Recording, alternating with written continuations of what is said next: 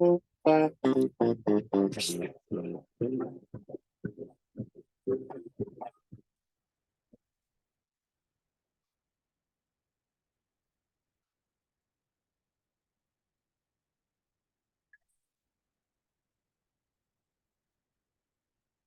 number 1, learning to read.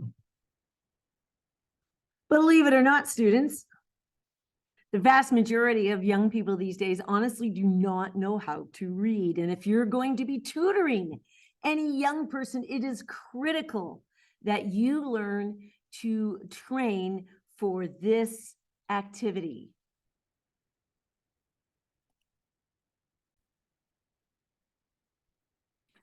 Okay, so first, an explanation of why young people generally do not read critically or closely.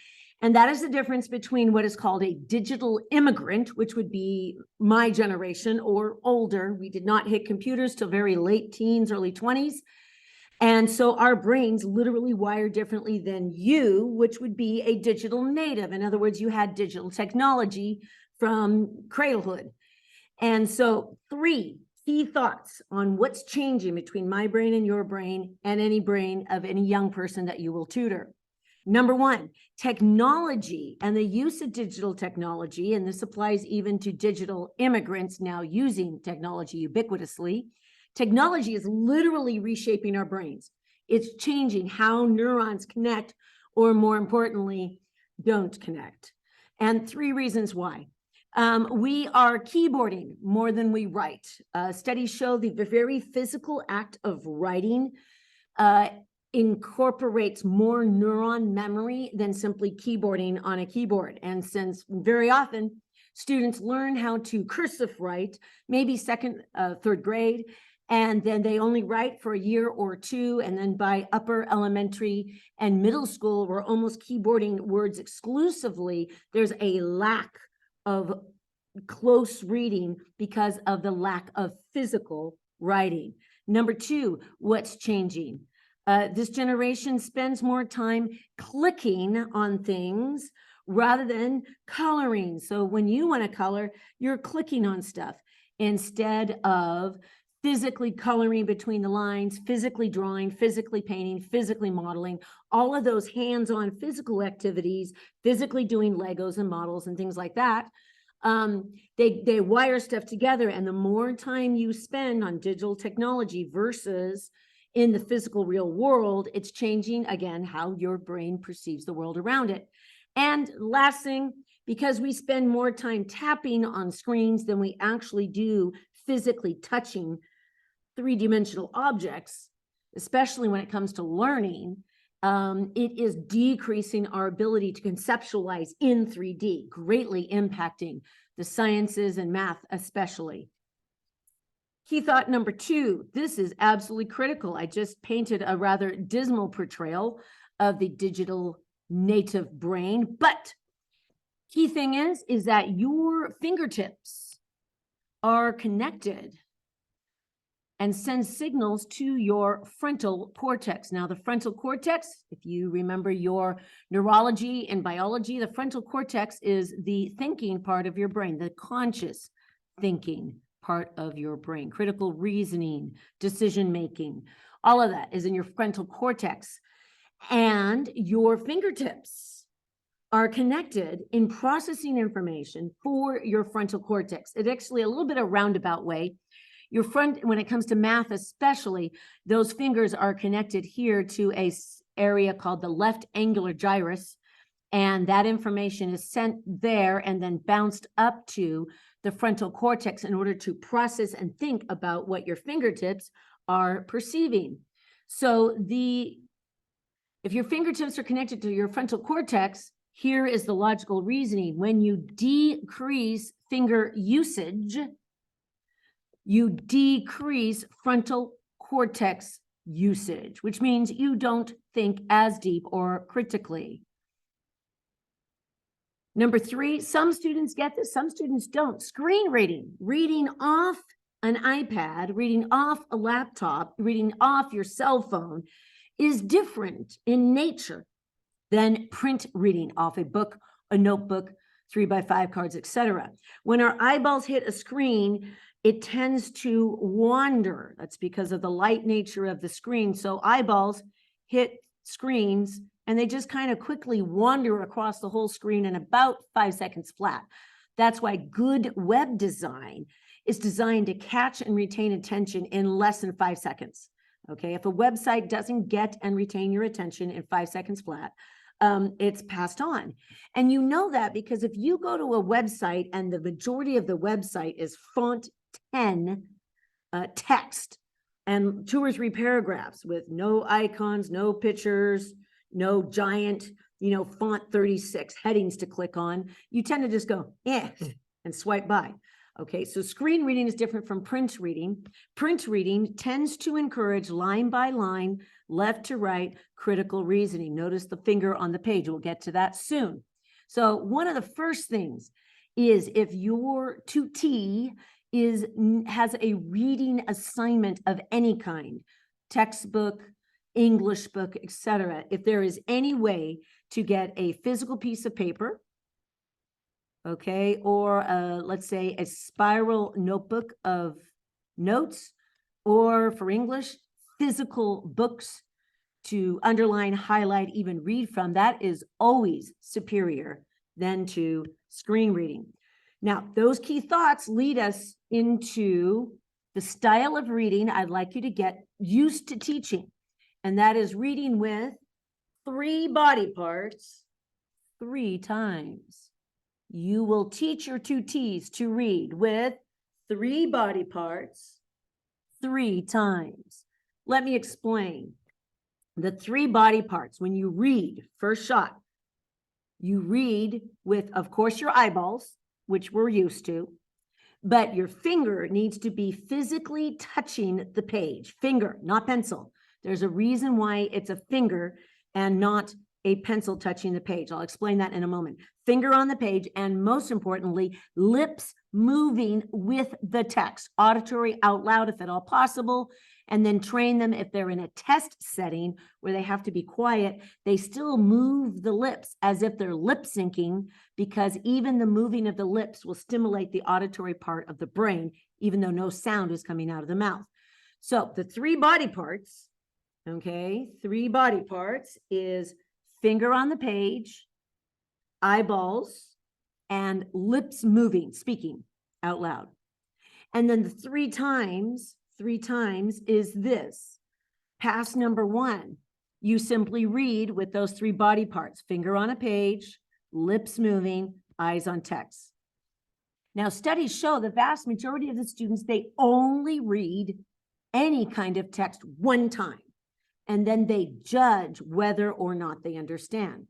That's a problem, because every single time you reread something, your comprehension goes up about 10 to 15%. So if you read any kind of science or word problem in math, or even a dense text for a DBQ in a history class, that first reading, if you get discouraged and you fail to go back and reread again and for a 3rd time, you're going to lose out on additional comprehension. So if you train your tutees to always assume they will read at least 3 times through, whatever the text is, science, history, English, math, that will train them to automatically increase the comprehension 10 to 15% each and every time.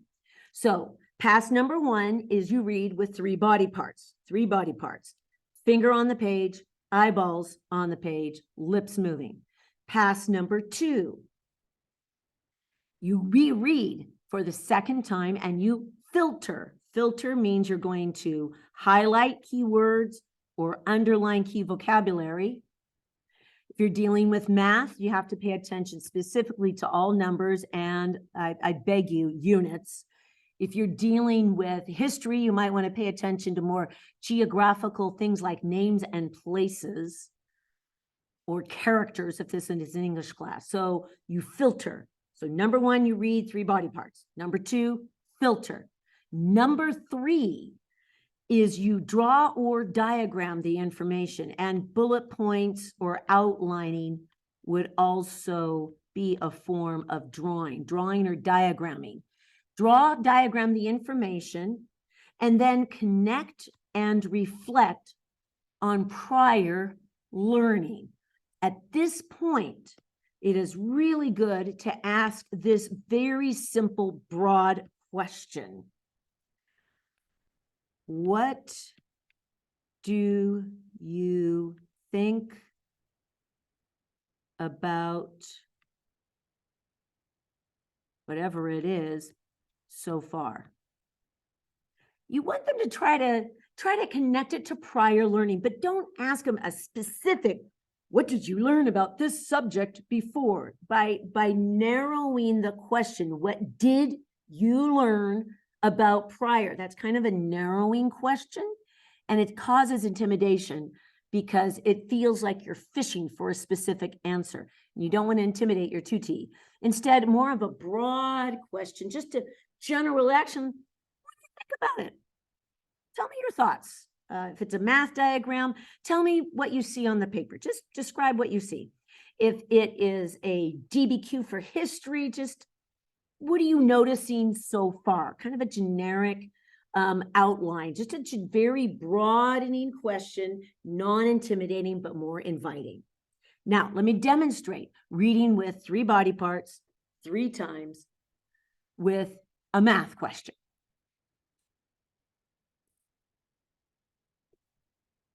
All right, so here we are for one of my personal questions from my geometry class. And pass number 1, you put the physical finger on the paper. Ready? So let me angle this so we can get this together. Here we go. And this is what you will ask your tutee to do. So speaking to your tutee, can you please put your finger on the paper and read aloud the text? You are a contractor constructing a wheelchair ramp for a home.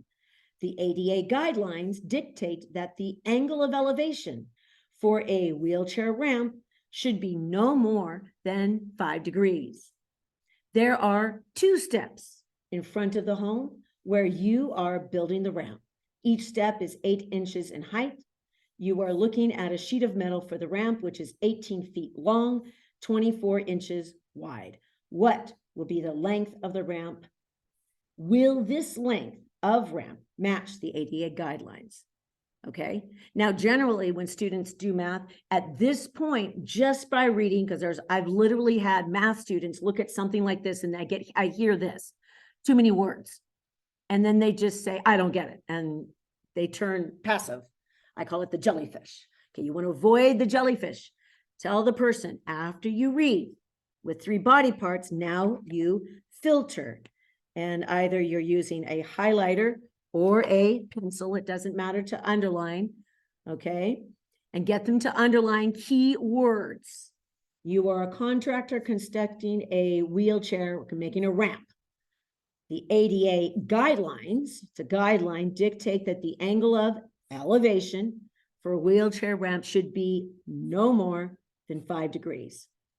There are 2 steps in front of the house where you are building the ramp. Each step is 8 inches in height. You're looking at a sheet of metal, which is 18 feet long, 24 inches wide. Will this length of ramp match the ADA guidelines? Whatever the target question is, I normally like to have students box it and put a question mark. So that's called filtering. And then we draw a diagram, connect, and reflect.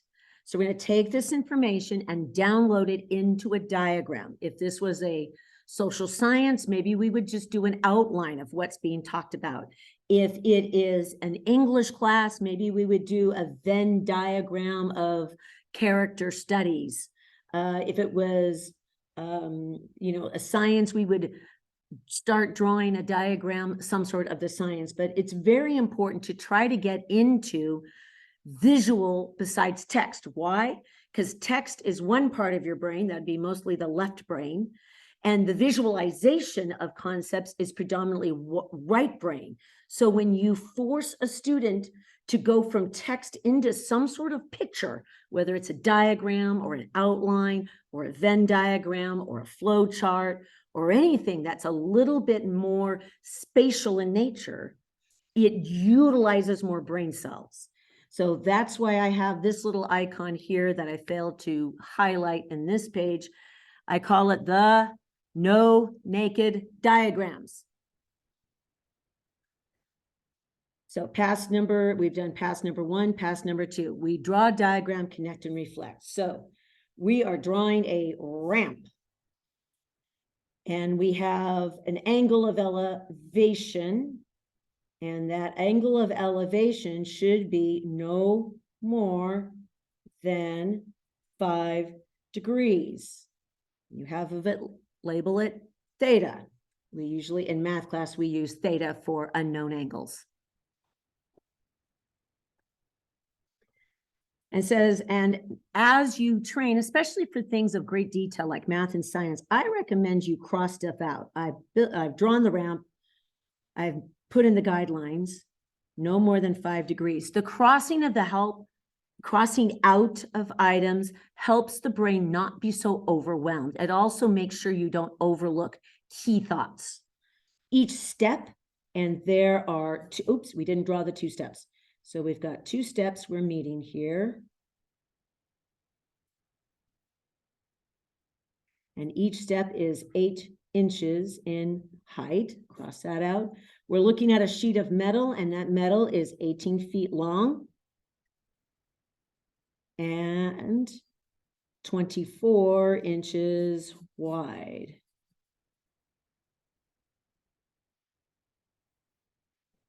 And we are being asked, if we're looking at this sheet of metal, will this angle be no more than 5 degrees? And if you were coaching this, if a student was like, oh, I still don't get it, maybe you would do something like this. You do 3 little dots, have them connect the dots. Do not tell them there's a right triangle there. Get them to trace, connect, and you trace, and you drop it down and have them trace again, and you should get this reaction. Oh, it's a right triangle. Get them to trace. And then I would ask a general question. Tell me something you know about right triangles. Okay, once again, I'm avoiding the question at all costs, if at all possible. You do not phrase the question, what should you do to figure out this question? I'm using my hands. That should is a narrowing focus, and it forces a singular answer. And if a student doesn't know the singular answer, it gets intimidating.